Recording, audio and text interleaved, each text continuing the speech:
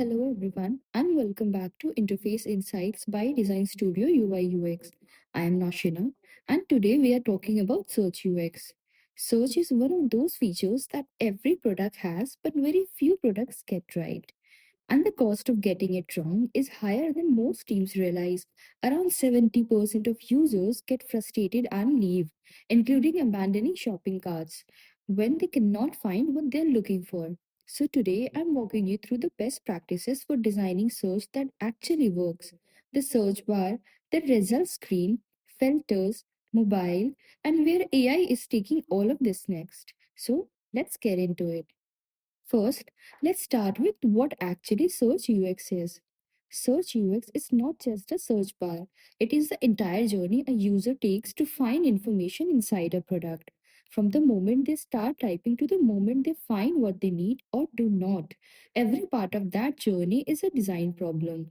It covers the search bar design, the placeholder text, real time suggestions, filter architecture, results layout, empty state messaging, loading feedback, and mobile optimization, all of it. And here is the thing, search should never be a bandit for poor navigation. If users are constantly reaching out for search because they cannot find things through your navigation, this is a navigation problem disguised as a search problem. Fix the navigation, then build search on top of a product that already works. Now, let's start with search bar best practices. First is the placeholder text. Placeholder text is not just a label, it is a scope signal. It tells the users what they can search for and what they can expect to find. Good placeholder text eliminate confusion before it starts. Keep it clear and concise. Something like search products, articles, and support tell the users far more than just search.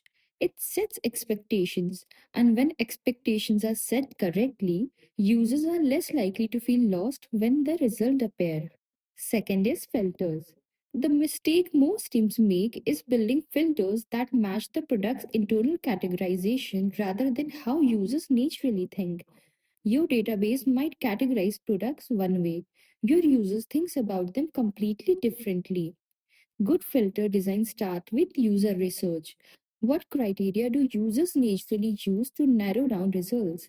Price, location, category, date, rating. The filters you surface should map directly to the mental model of the person doing the researching.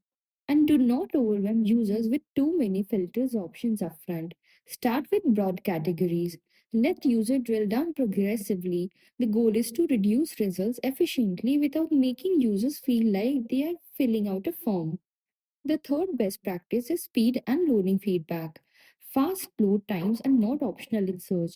40% of users will leave a website if it takes more than 3 seconds to load. In search, when the user is actively waiting for a response, that patience is never shorter. When a search takes time, it gives users feedback. A progress bar, a loading animation, a subtle indicator that the system is working. Silence during a wait feels like failure. Feedback during the wait feel like a progress. For large data sets, consider letting users pre-select a category before initiating the research. If a user tells you that they are looking in electronics before they search, you have already reduced the scope and the load time. The fourth best practice is design effective results screen. The result screen is where most search UX fall apart. Getting users to the result is the easy part. Making sure they can actually use those results, that is the hard part. A few things that consistently improve result screen. Use tabs to separate different type of results, products, articles, support topics. Visual separation helps users quickly find which type of result they are looking for. Show match total. Tell the user how many users were found. It sets expectation and help them understand whether to refine their search or scroll through what they have. Highlight search terms within the result. Bold the keyword the user searched for whenever it appears. This makes scanning dramatically faster and confirm that the results are relevant. Use pagination for large result sets. Infinite scroll can work, but it creates orientation problems. Pagination gives user a sense of where they are in the result set and make it easier to come back to something they saw earlier. And filters and sorting on the result screen, not just on the search page, give users the ability to refine what they are already looking at. Fifth is instant feedback and empty states. Two things that are often neglected but make a massive difference. Real time suggestions as users type.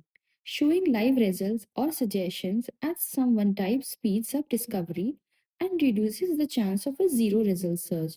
It also catches misspelling before the user submit an incorrect query. When a search returns zero results, the worst thing you can do is show a blank screen. An empty state should acknowledge the lack of result, suggest that the users try rephrasing, offer related searches or popular categories, and keep the users engaged rather than sending them to a dead end. A good empty state is not a failure message, it is a redirection. It keeps the conversation going. The sixth best practice is optimize for mobile search. Over 62% of global web traffic comes from mobile, and search on mobile has its own set of design challenges that desktop search does not. Position the search bar where the thumb naturally reset, keep it accessible with one hand, use a sticky search bar that stays visible as users scroll because on mobile, users needs to be able to search from anywhere on the page without having to scroll back to the top. Result on mobile needs to be tappable. Clear, well spaced card, scrollable list, no tiny links that require precision tapping, and the keyboard should appear automatically when the search bar is tapped. Every extra step costs you users. Before I wrap up, a quick note on where search UX is going. Users are increasingly abandoning keyword based search in favor of natural language. They want to type how they speak, and AI powered search is making that possible. Understanding intent rather than just matching keyword. Anticipatory design is the next frontier.